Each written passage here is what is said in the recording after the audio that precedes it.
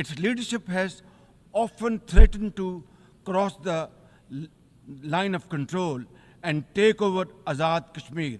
तो मुझे तो सच्ची बात है तो इब्तदाए इश्क है, रोता है क्या, आगे आगे देखिए होता है क्या। की बढ़ती सैन्य ताकत को अपने लिए बड़ा खतरा भी बताया।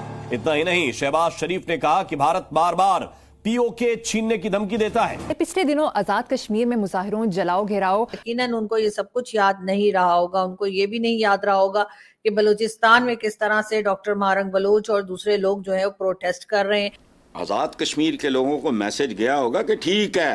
और लोन मांगने वाली, IMF पे कर्जे मांगने वाला जो मुल्क है वो बात कर रहा है भारत से कश्मीर छीनने की, वो बात करता है फलस्तीन में जिहाद करने की। सऊदी अरब ने शहबाज को आखिरी वार्निंग दी है कि अब अगर एक भी पाकिस्तानी भिखारी आया तो अच्छा नहीं होगा। इसके अलावा UAE ने भी कहा है कि आप अल्लाह का वास्ता है, आप यहाँ पर हुनरमंद अफराद भेजें। आप जो भेजते हैं वो हुनरमंद भी नहीं होते और दूसरा वो जराइम पेशा होते हैं, जेब कतरे बन जाते हैं। क्योंकि पाकिस्तान जो कि मुस्लिम उम्मा का नारा लगाता था, आज वो मुस्लिम वर्ल्ड भारत के पीछे खड़े हैं। हद तक किस तरह से है कि हमारा साथ बैठा मुल्क, हमारा हमसाया, हमारा पड़ोसी, वो इस तरह की रिपोर्ट्स का बड़े पैमाने पर मजाक उड़ा रहा है। बात कर रहे हैं उर्तुगान की, जिन्होंने यूनाइटेड नेशन के अंदर कश्मीर का जिक्र ना करते हुए सीधा सीधा भारत का सपोर्ट मांगा है ब्रिक्स की मेंबरशिप के लिए। एक तो कहते हैं ना कि हम पहले ही मरे हुए हैं, मरे को मारे शामदार। एक तो हमारी इकोनॉमी की हालत ये है और उस पर इस तरह से मजाक बनना, ये वाले काम। UNGA के उसमें इजलास में गए थे और वहां पे उन्होंने जाकर यूनाइटेड नेशन में जो बात की,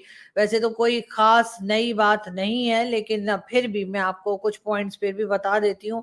अफगानिस्तान की बात कीजिए, उन्होंने कहा कि अफगानिस्तान की तरफ से टेररिज्म पाकिस्तान में आ रही है और उन्होंने ये भी कहा कि बाहर से जो कंट्रीज हैं वो बैठकर फंड कर रही है पाकिस्तान के अंदर टेररिज्म करने के लिए। ये बात उन्होंने की। साथ उन्होंने कहा जी इस्लामोफोबिया जो है वो बहुत बुरी तरह से, बहुत तेजी के साथ पूरे वर्ल्ड में फैल रहा है, जिसकी वजह से मुस्लिम्स को टारगेट किया जा रहा है, मुस्लिम्स को परेशान किया जा रहा है। लेकिन उन्होंने यहाँ ये नहीं बताया कि जो इस्लामोफोबिया फैल रहा है वो इस्लामोफोबिया चाइना तक चला गया है। भारत का जिक्र तो उन्होंने कर दिया, बता भी दिया कि भारत जाए बगैर, भारत की धरती पे कदम रखे बगैर, शहबाज शरीफ साहब को बहुत अच्छे से मालूम है कि वहां पे मुसलमानों को बहुत तंग किया जा रहा है। लेकिन चाइना तो बहुत बार जा चुके हैं, लेकिन चाइनीज मुस्लिम्स या उइगर मुस्लिम्स के लिए उन्होंने एक लफ्ज नहीं बोला। उन्होंने ये नहीं कहा कि जी चाइना के लिए भी कोई सैंक्शंस होनी चाहिए, चाइना के लिए भी कोई सजा होनी चाहिए, चाइना को भी कुछ समझाना चाहिए कि वो मुस्लिम्स के साथ जुल्म ना करे। जैसे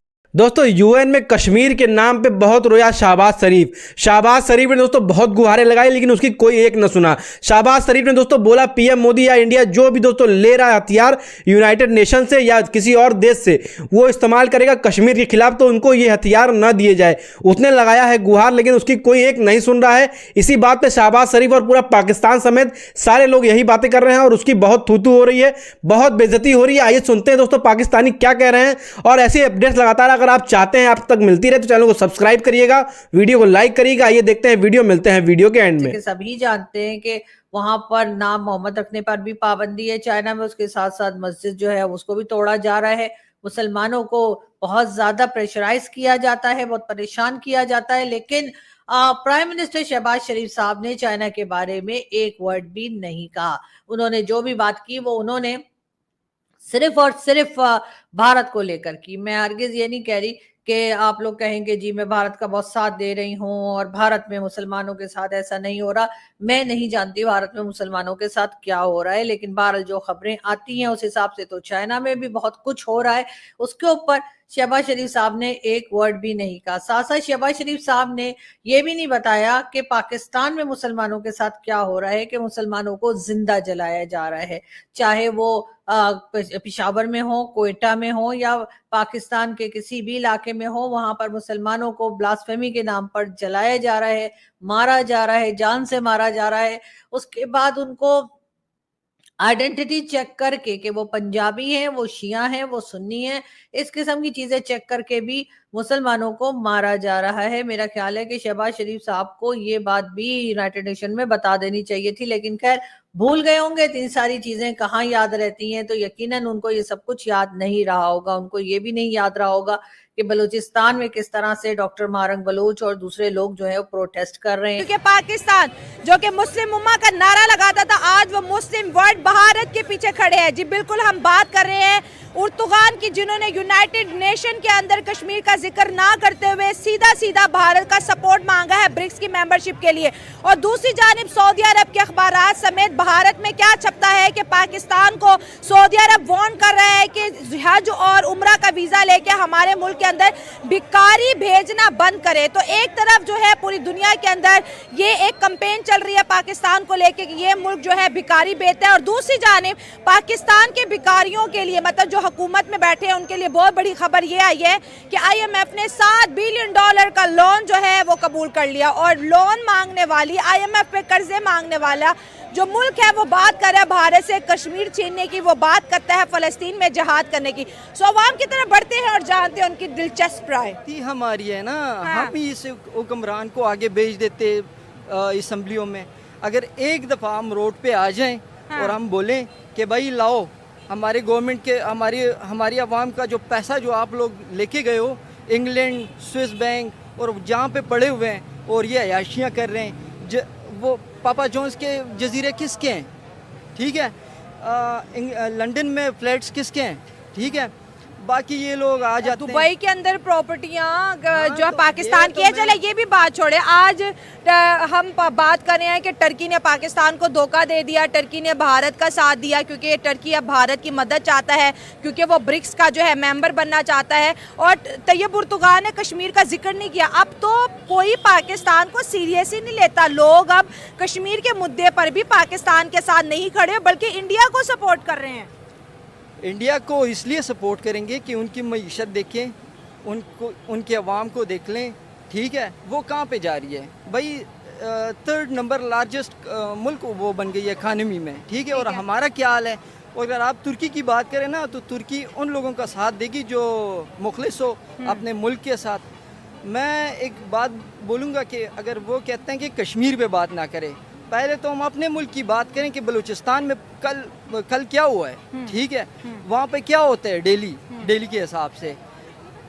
पख्तूनों को मारा जा रहा है, बलोचों को मारा जा रहा है। यार अपने मुल्क का सोचो, फिर कश्मीर की बात करेंगे। कश्मीर को जो है ना वो तो पहले से हम दे चुके हैं इंडिया को, और अब हम रोला मार रहे हैं कि यार तुर्की ने जो है ना कश्मीर पे बात नहीं की। हमारी अपनी गवर्नमेंट उस पर बात नहीं कर रही है, तो हम तुर्की से क्या कर। तो दोस्तों बेशर्मी की और बेहयाई की सारी हदें जो होती हैं लांघ गया है पाकिस्तान। शहबाज शरीफ वहां पे गुहार लगा रहे थे, पहले तो लोन मांगा, जाके पैर पकड़ के दोस्तों IMF से लोन की गुहार लगाने के लिए वो अमेरिका गए। और अमेरिका जाने के बाद वो क्या बातें कर रहे हैं, बातें कर रहे हैं नरेंद्र मोदी के बारे में। वो भी जो सारी दुनिया जो भी बात कर रही है नरेंद्र मोदी का नाम लेकर के, मोदी के बारे में वो भी कुछ बोल रहे हैं, लेकिन वो कुछ नेगेटिव चीज़ें बोल रहे हैं, कुछ खराब चीज़ें बोल रहे हैं। वो क्या बोल रहे हैं कि भारत जो भी इक्विपमेंट्स लेगा आपसे, या किसी भी देश से जो भी इक्विपमेंट्स, जो भी आर्मी के लिए पावरफुल बनाने के लिए जो भी वेपन्स लेगा, वो इस्तेमाल करेगा भारत कश्मीर को हड़पने के लिए, कश्मीर को अपनाने के लिए। अबे साले जाहिल, कश्मीर को अगर ऐसा ही लेना होता ना तो कब का भारत घुस के ले लिया होता। और कश्मीर तो आप लोग खुद परोस करके देंगे। ये समय आपका आ चुका है, खुद POK वाले खुद अब चढ़ेंगे आपके ऊपर, आपको गालियां देके वो खुद अपने से भारत में शामिल होने वाले हैं। बहुत जल्द ये हमको देखने को मिलने वाला है कि POK जो पाकिस्तानी ऑक्यूपाइड कश्मीर है, वहाँ के जो लोग हैं वो अभी भी दोस्तों उनका ओपिनियन लिया जा रहा है, तो वो बोल रहे हैं काश हम भारत साइड में होते हैं।